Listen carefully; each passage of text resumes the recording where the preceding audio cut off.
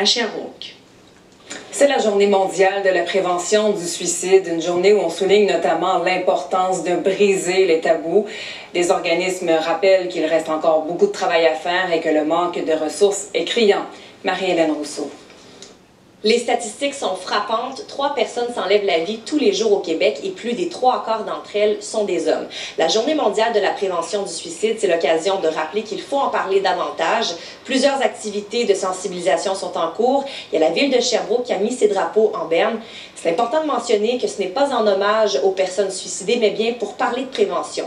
L'organisme Je Vis rencontre aussi les citoyens au carrefour de l'Estrie. Des intervenantes sont sur place et affirment que ce n'est pas rare qu'il y ait des gens qui les abordent pour leur dire avoir été touchés soit de près ou de loin par le suicide.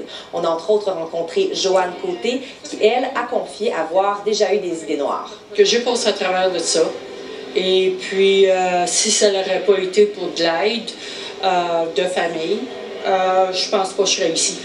D'abord, c'est grâce à comme ma cousine, tu sais, qu'elle dit il y a quelque chose de pas correct ici. D'abord, elle a appelé l'ambulance. Puis ça m'a.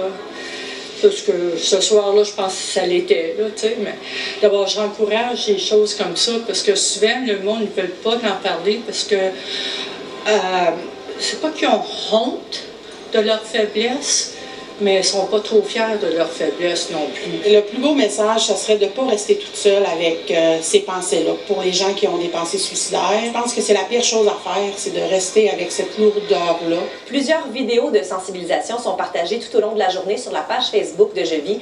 Et l'organisme en profite aussi pour une fois de plus dénoncer un manque de ressources. En 7 ans, les besoins ont triplé, mais les subventions, elles, restent les mêmes. Ça fait plusieurs années qu'on en parle, qu'on a des difficultés financières qui ne se règlent pas. Donc, d'année en année, on a des déficits anticipés. Les Québécois sont aussi invités à allumer une bougie en appui à la cause et aussi pour soutenir les endeuillés par le suicide. Ici Marie-Hélène Rousseau, Radio-Canada, Sherbrooke.